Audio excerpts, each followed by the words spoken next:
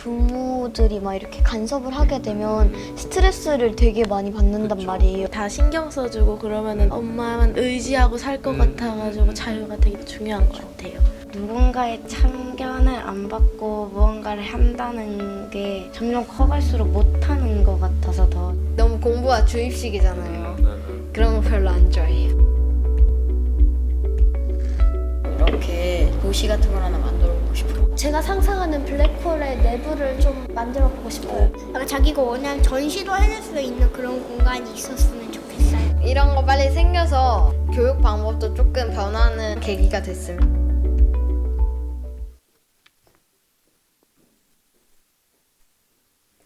안녕하십니까. NC문화재단 부이사장 박기현입니다. 먼저 청소년들의 진솔한 목소리가 담긴 짧은 영상 보셨는데요. 눈치채셨는지 모르겠지만 방금 전 강연을 했던 추현수 학생의 4년 전 모습이 잠깐 나왔습니다. 추현수 학생이 프로젝토리 얘기를 다 해주는 바람에 과연 지금부터 저와 우리 팀장이 하는 얘기가 무슨 의미가 있을까라는 걱정도 되지만 그래도 저희가 열심히 준비해온 만큼 여러분에게 저희가 지내온 것을 잘 설명드리겠습니다. 지금 이 영상은 미래 세대를 위한 새로운 사회공헌 사업을 준비하던 4년 전 저희가 지닌 커다란 고민의 돌파구가 되어준 순간을 담고 있습니다.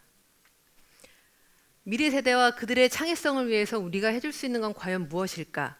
이런 끊임없는 고민을 이어오던 저희들에게 아이들은 이미 그 자체로 창의적이다. 이런 것을 깨닫게 해주었기 때문입니다.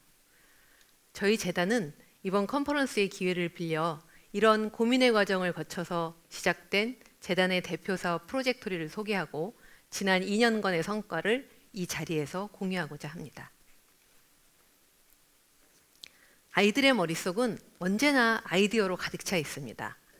이를 다양한 방법으로 표현하고자 하는 노력은 보통 크고 작은 만들기로 이어지는데 우리는 대개 그러한 모습을 보면서 딴짓이나 놀이로 치부하면서 하라는 공부는 하지 않고 하는 딴짓이라는 생각에 제지하게 일쑤입니다. 아니면 더 나은, 더 빠른 방법을 알려주겠다고 하면서 간섭하기 시작하죠. 하지만 앞서 보신 영상처럼 아이들은 일방적인 가르침이나 참견으로부터 자유로운 환경이 필요하다고 외치고 있지만 정작 지금 아이들의 환경을 이루고 있는 학교, 학원이나 집은 그러한 곳이 되어주지 못하고 있습니다. 이러한 아이들에게 가장 필요한 것은 하고 싶은 것이라면 무엇이든 자기 생각대로 마음껏 해볼 수 있는 또 다른 환경이었죠.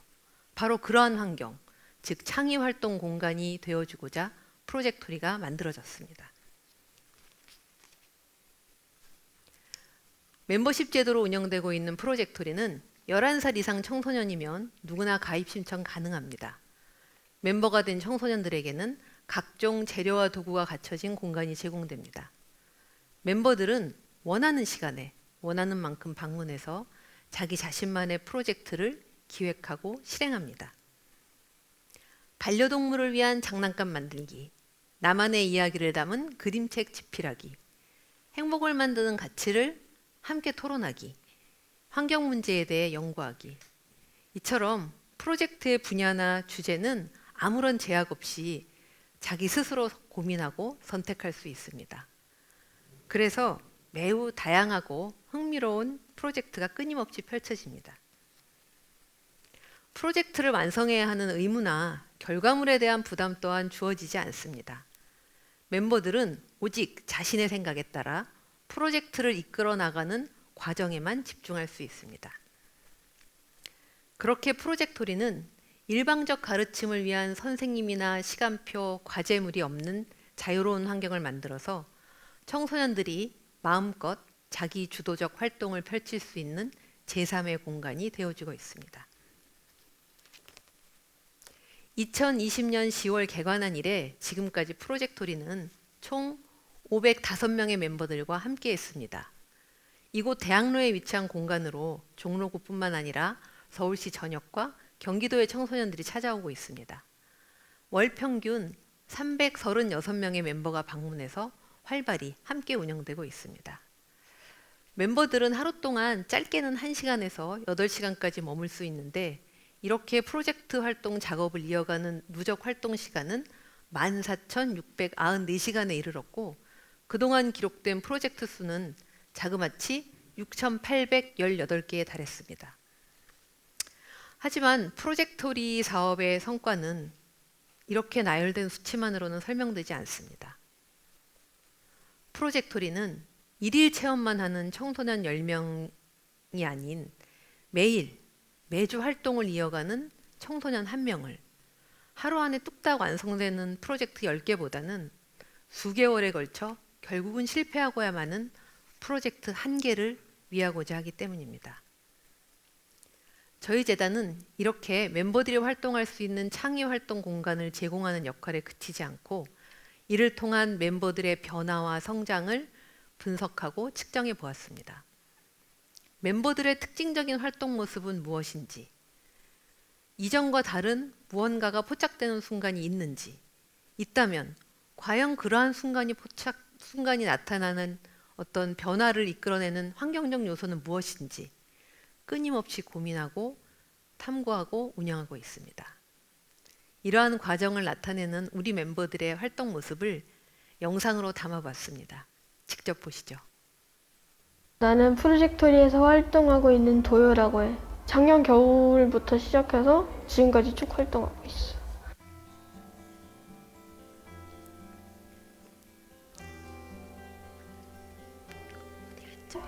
도요새라는 새를 좋아해서 도요라는 이름을 붙였어.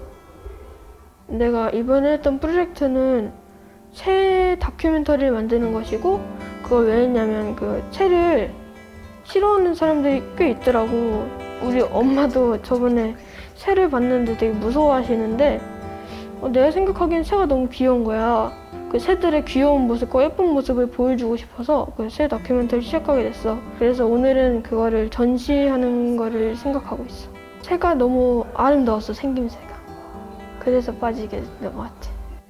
새를 볼 때는 우리가 정말 이 새를 위해서라도 환경을 보호해야겠다는 생각이 가끔씩 들 때가 있어. 그래서 엄마랑 같이 재활용하러 나가기도 하고 뭐 학교에 쓰레기 같은 게 있으면 주워서 버리기도 하고 그래. 일단 전시는 내가 남들에게 나의 작품을 보여주는 거잖아. 일단 내 생각을 다른 사람들에게 전달할 수 있고, 그래서 하고 싶었어, 전시를. 그 새를 미리미리 다 찍어놨어, 집 동네에서. 그래가지고 그 새 사진들을 다 내 노트북에 담아서 그거를 다 가져왔어. 그래가지고 뭐 내레이션도 넣은 다음에 그리고 자막도 넣어서 그렇게 완성이 됐어. 어떤 사람들은 모르겠지만 동네에서 돌아다니다 보면 새가 되게 많아. 그거를 다 찍은 거야. 그냥 소리 듣고 그거 들으면 다 찾을 수 있거든. 일단 새에 관심을 많이 가지고 자연에 관심을 많이 가졌으면 좋겠어, 사람들이. 그러면 자연스레 새 소리도 알게 되고 그런 다양한 활동들을 할 수 있을 거야. 안녕, 내 이름은 도사간쟁이야. 내가 지금 진행하고 있는 프로젝트는 솜 말랑이 만들기라는 프로젝트인데, 심심할 때 이렇게 뭐 만지면서 놀거나 책 볼 때 이렇게 손으로 갖고 놀고 그러려고 만들었어. 오늘은 이제 그 도안을 다 그려서 자르고 붙인 다음에 똑딱이에서 붙여서 솜을 넣을 수 있는 입구를 만든다고 해야 되나? 그렇게 할 거예요. 하다 보니까 뭔가 디자인의 주제라고 해야 되나? 그런 것도 찾게 되고 생각했던 것보다는 뭔가 더 디테일하게 만들게 된 것 같아요. 가끔씩 한번 이제 행사하는 걸로 참여해서 뭐 비누 만들기도 해보고 그 다음에 뭐 접시 만들기도 해보고 그런 걸 해보기는 했는데, 여기 프로젝토리처럼 내가 직접 뭔가를 결정해서 아이디어를 내서 만들고 그런 건 해본 적이 없어. 물론 거기 있는 선생님들도 있고 뭔가 이렇게 해라 저렇게 해라 그런 게 있는데 틀 안에서만 내 생각을 이제 창의력을 발휘할 수 있는데, 여기서는 그 만드는 것 자체도 내가 원하는 대로 할 수가 있으니까 뭔가 내가 직접 더 하는 느낌이 들어서 나중에 끝날 때도 더 보람차고 뭔가 더 자유로운 느낌?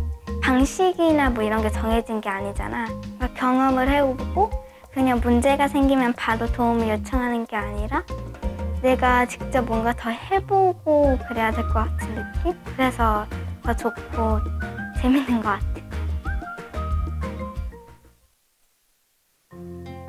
안녕, 나는 요요를 좋아하는 멤버 주코라고 해. 패럴림픽 도구 만들기를 하고 있는데 자전거를 타고 손으로 바퀴를 밀어갖고 가는 도구야.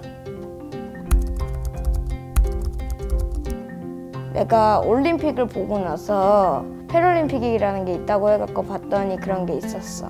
진짜 패럴림픽 육상 도구처럼 바퀴 3개로 만들었는데 뒤쪽에 있는 바퀴 2개를 손으로 잡고 밀어갖고 갈 수 있게 만들었어. 먼저 PVC 관들을 막 펼쳐놓고 생각을 해봤는데 어떤 모양이 떠올라갖고 바로 설계도 그리고 먼저 뒷바퀴하고 앞바퀴를 만들고 그것들을 붙인 다음에 나사로 박아서 좀 더 단단하게 만들었어. 내가 옛날부터 하고 싶었던 것들을 할 수 있기 때문에 생각이 더 쌓여있지 않고 더 자유롭게 생각을 할 수 있는 것 같아. 지금 완성이 되면 집까지 타고 가는 게 목표야. 친구들 모두하고 뭔가 타보고 싶다는 사람들이 있으면 타보게 해주고 싶어.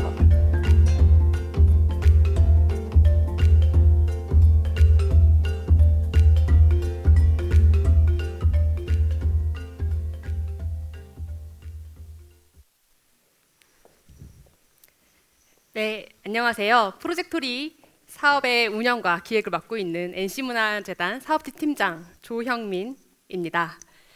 먼저 지금 이 순간 모두가 갖고 계실 궁금증을 해소해드려야 될 것 같은데요. 멤버 주코는 육상도구를 타고 집에 갈 수 있었을까요? 네, 그러진 못했습니다. 앞뒤로는 충분히 움직였는데요. 방향 전환을 가능케 하는 데에는 실패했기 때문이죠. 하지만 그럼에도 프로젝트의 결과는 성공이라 합니다. 내가 예상하고 계획했던 것보다 훨씬 많은 걸 해냈어. 이제 분해하고 해체하는 과정이 내 프로젝트의 완성이야. 라는 말은 저를 매우 놀라게 하기도 하였습니다. 저는 프로젝트가 당연히 포기이고 좌절에 이르겠구나 라고 생각을 했기 때문이죠. 하지만 이러한 멤버의 말, 그 속에서 충분한 변화와 성장이 느껴지시지 않나요? 저는 프로젝토리 사업이 추구하는 궁극적인 성과인 멤버들의 변화에 대해 얘기 드리고자 합니다. 먼저 간단한 퀴즈와 함께 시작을 해보려 합니다. OX 퀴즈인데요. 우리 모두가 익숙하게 알고 있는 창의성에 대한 명제 여러 가지를 준비해 보았습니다.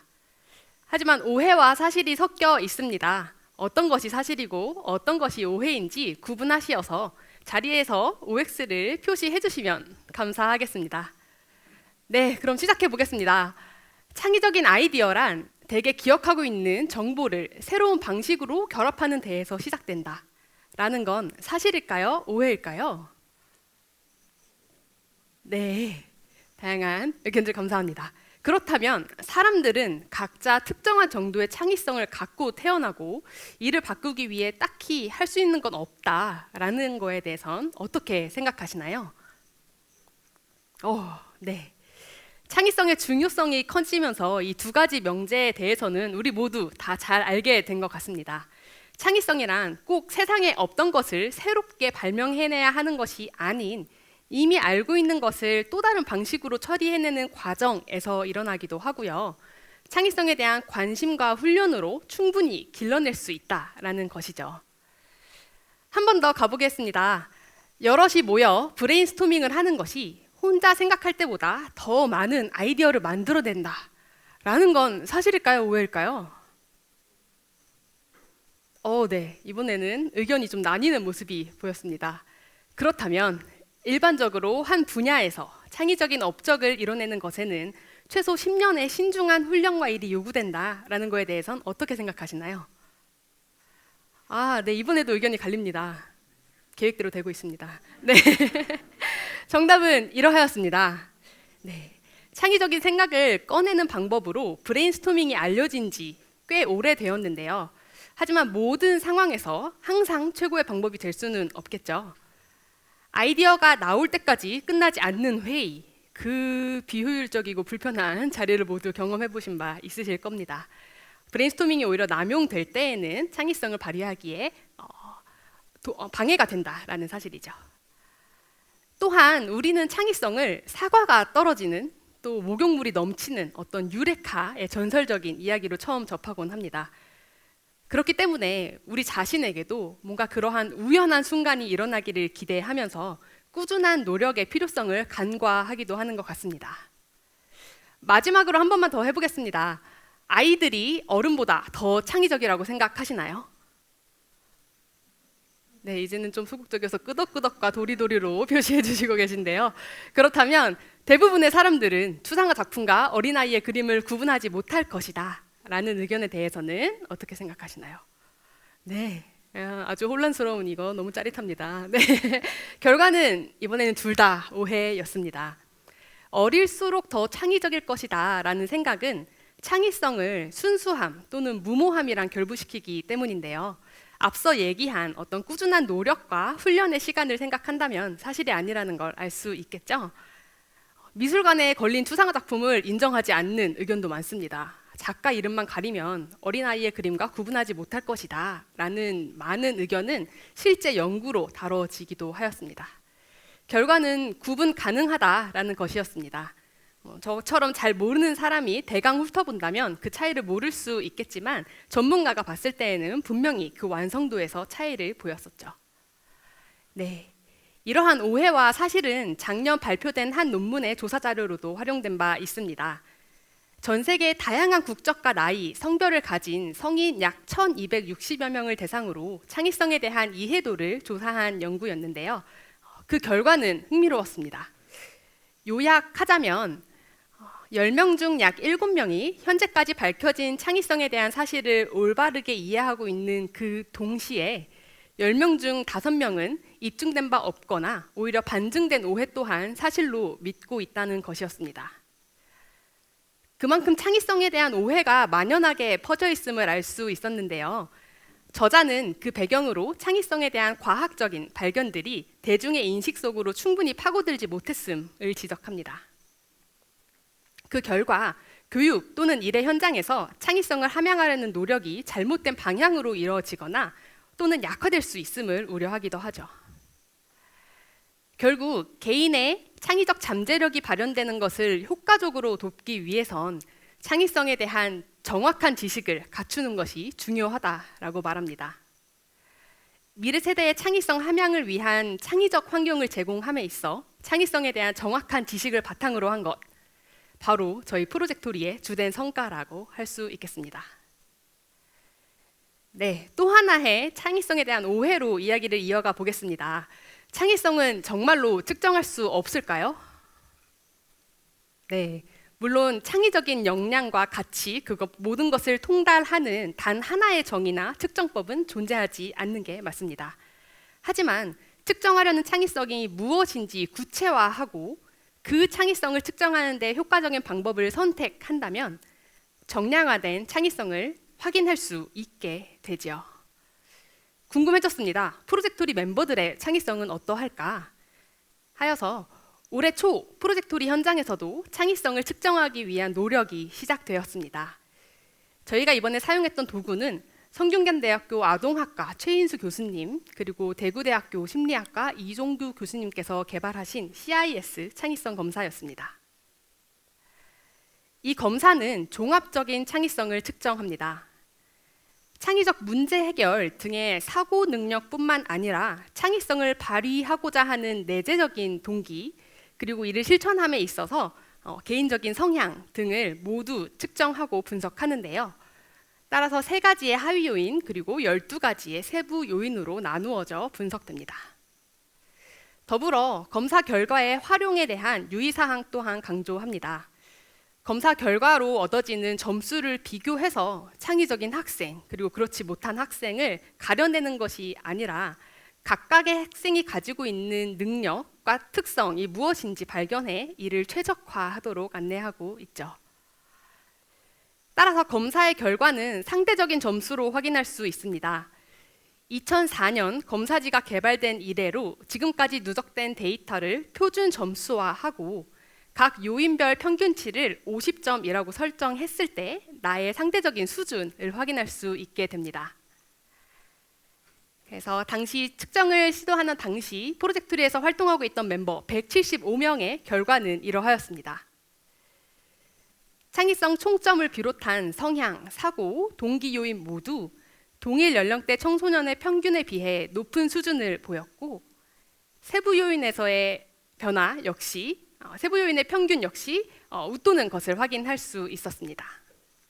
아, 역시 우리 프로젝토리 멤버들은 창의적이었어 라는 감탄은 이내 그런데 프로젝토리에 오기 전부터 이미 창의적이었다면? 이라는 합리적 의심으로 이어지게 됐죠.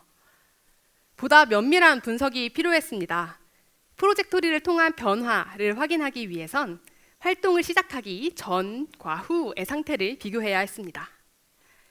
이미 열심히 활동을 하고 있는 멤버들이 아닌 매월 새로 가입해 첫 방문하는 멤버 총 54명의 데이터를 확보할 수 있었고 활동을 시작한 지 약 3개월이 지난 시점에 추가 데이터를 수집하여 비교해 보았습니다.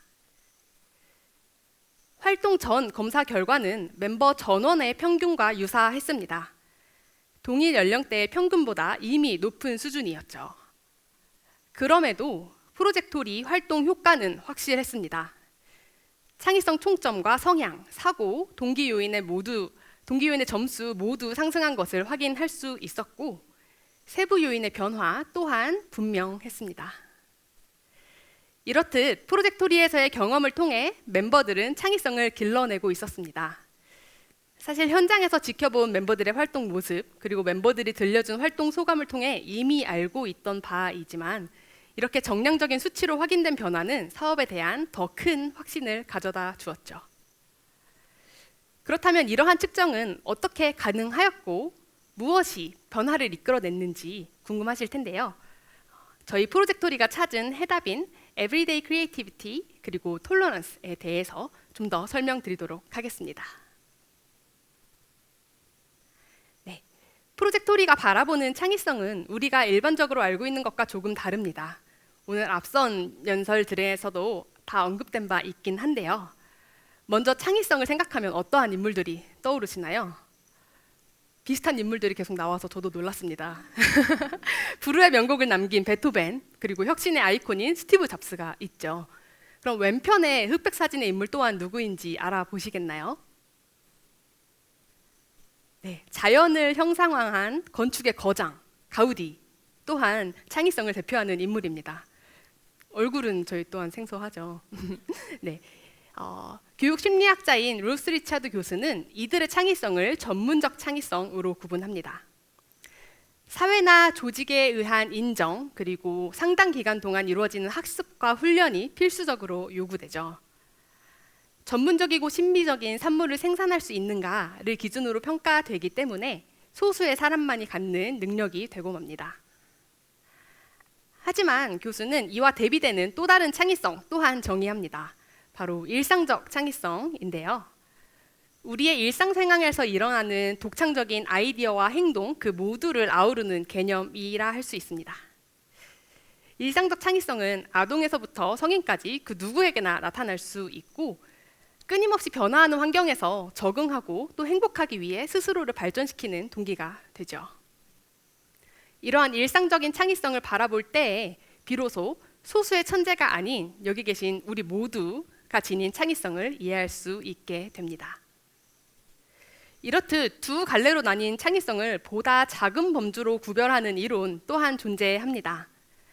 창의성 분야의 전 세계적인 전문가 카우프만 교수와 베게토 교수가 발표한 4C 모델인데요.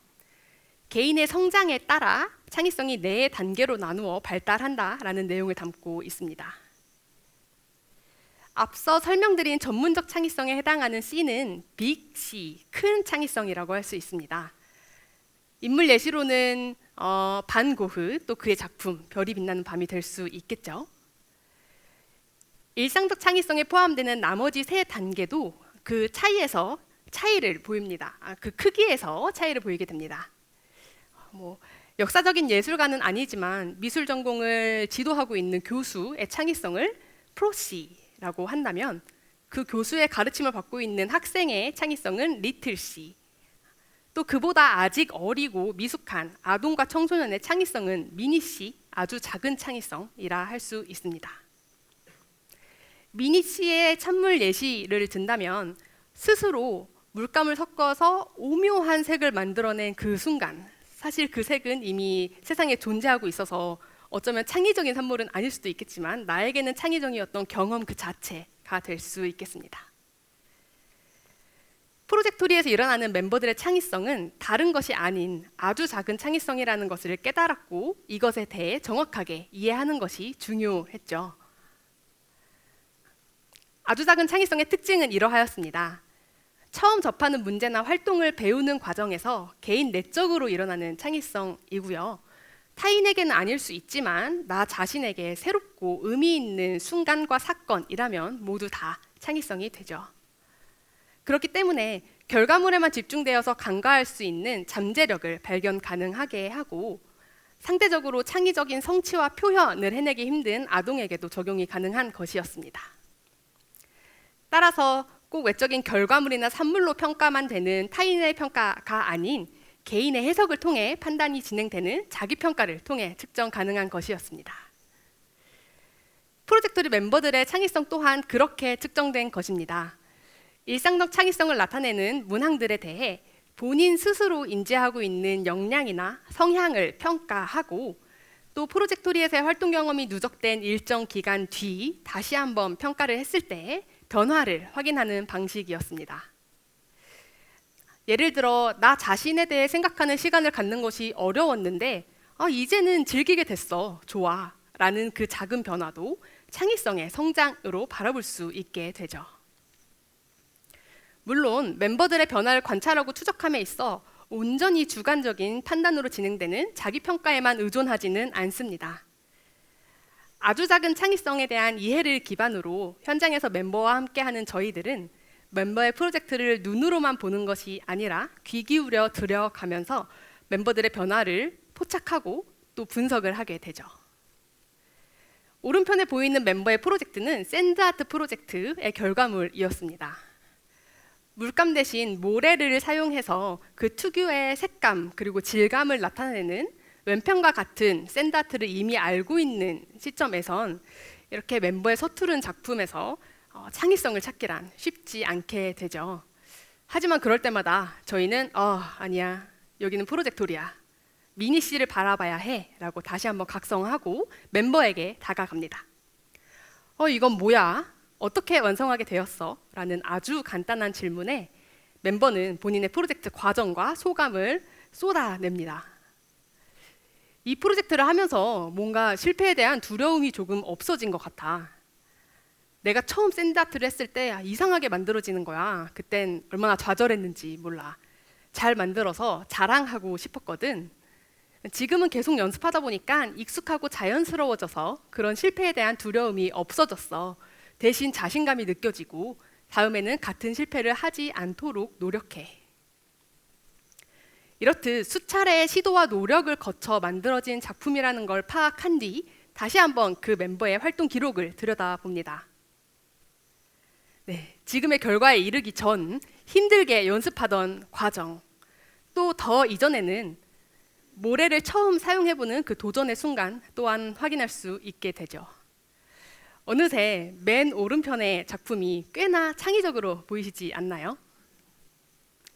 한눈에는 알아보기 어려웠던 멤버의 변화를 생생한 스토리로 이해하고 분석해낸 사례였습니다. 이렇듯 멤버들의 일상적이고 아주 작은 창의성을 길러내는 우리 프로젝토리의 환경은 어떻게 차별화되었을까요?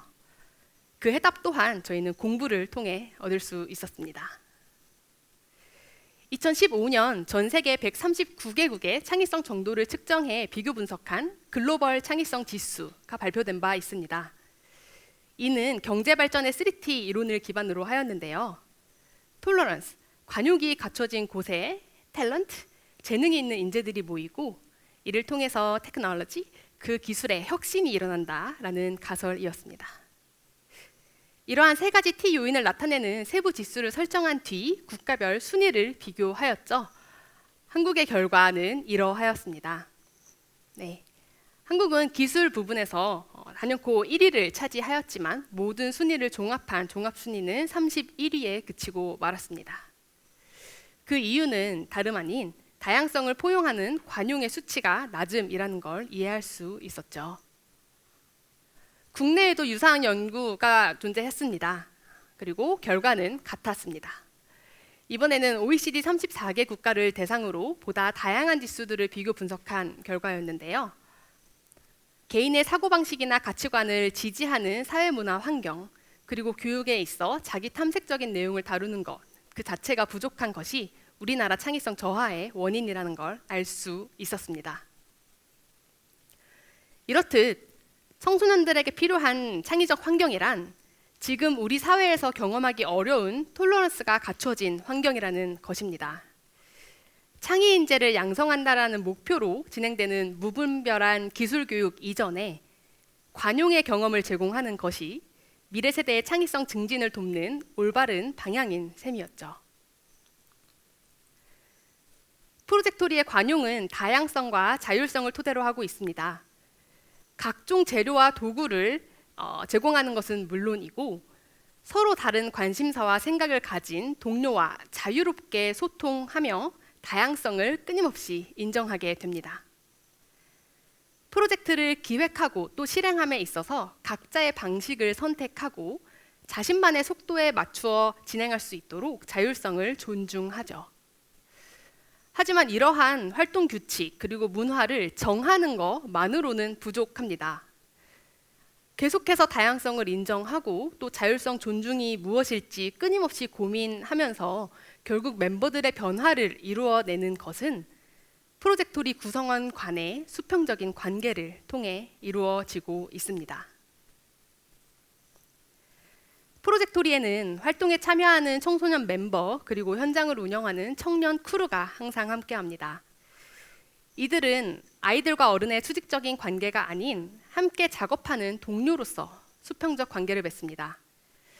서로의 학년과 나이, 직위를 묻지 않고 이름이 아닌 닉네임을 사용하면서 모두 다 같이 낮춤말 형태의 수평어를 사용하죠. 그렇게 나만의 생각을 자유롭게 표현하고 또 상대방의 생각을 존중하는 경험을 쌓아가게 됩니다. 그렇게 시작된 수평적인 관계는 서로에 대한 관심과 응원, 격려와 지지를 통해 더욱 단단해지게 됩니다.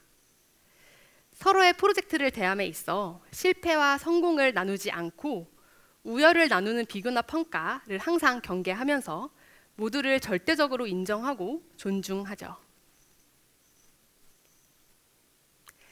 해야 하는 것이 아무것도 없기 때문에 하고 싶은 것이 넘쳐나고 얼마든지 실패해도 되기에 뭐 어때? 한 번 더 해볼까?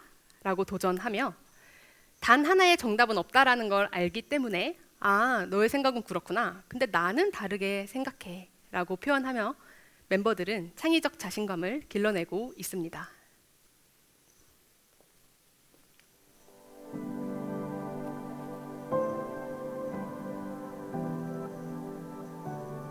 학교에서 목소리가 많이 커졌어. 이것도 해봐야지 저것도 해봐야지 하는 생각이 늘었어. 경험을 바탕으로 아이디어가 생긴 것 같아. 따라하는 것보다는 혼자 하는 게 많아졌어. 원래 없었던 상상들이 조금 더 생겨. 내가 하고 싶은 걸 오직 나만 생각해서 조금 더 자유롭게 할 수 있어.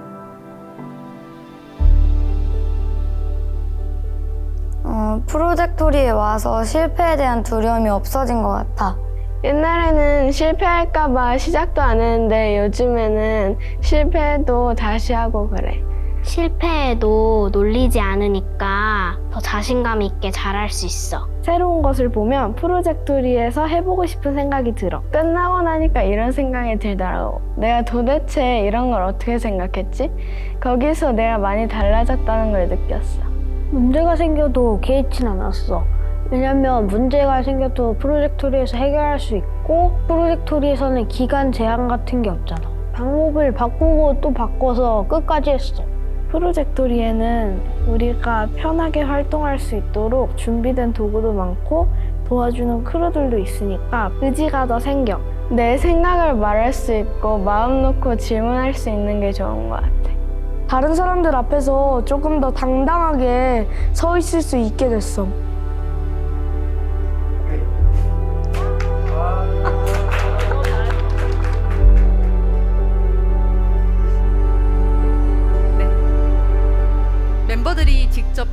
스스로의 변화였습니다. 이러한 변화를 이끌어낸 프로젝토리만의 비결은 최첨단 기기를 갖춘 것이 아닌 고도화된 커리큘럼으로 훈련을 시킨 것도 아닌 멤버들의 창의성을 바라봄에 있어 시각을 전환한 것이었습니다. 일상적 창의성을 깨닫거나 인정하지 못해온 우리 사회는 결과물로 드러나지 않는 과정 속의 창의적 순간들을 알아채지 못하고 지나치고 대다수가 지닌 창의적 잠재력이 소수의 창의적 업적의 그늘에 가려 사라지게 만듭니다. 일상적인 환경에서 창의성을 항상 인식하고 길러내야 한다는 중요성이 간과되면서 특히 창의적 훈련이 가장 필요한 시기인 우리 아동 청소년들에게 기회가 주어지지 못하죠. 그러한 경험이 누적되면 스스로의 창의적 역량을 의심하거나 과소평가 또는 포기하게 되는 건 어쩌면 당연한 결과 아닐까요? 하지만 아주 작은 창의성을 알아차리는 순간 청소년들은 스스로 변화합니다. 물론 프로젝토리는 여기서 멈추지는 않을 것입니다. 청소년들의 아주 작은 창의성이 피어나는 환경을 보다 널리 제공하는 것은 물론이고요. 더 큰 창의성으로 나아가기 위한 추가적인 노력은 무엇인지 저희 멤버들과 함께 길을 찾아갈 것입니다. 오늘의 프로젝토리의 이야기, 저희들이 바라보는 창의성 그리고 갖추어 놓은 창의적인 환경, 멤버들의 변화를 같이 공유드리기 이전이었다면 여전히 우리는 청소년들을 그저 씩씩하고 활발한 귀엽고 똘똘한 어린 아이들로만 바라봤을 수 있습니다. 하지만 이제는 알죠. 아이들은 이미 창의적입니다. 일상의 모든 순간 속 그들의 창의성을 포착하고 귀 기울이며 인정하고 응원하는 우리가 되어 더 큰 창의성, 더 큰 변화를 바라볼 수 있길 기대합니다. 감사합니다.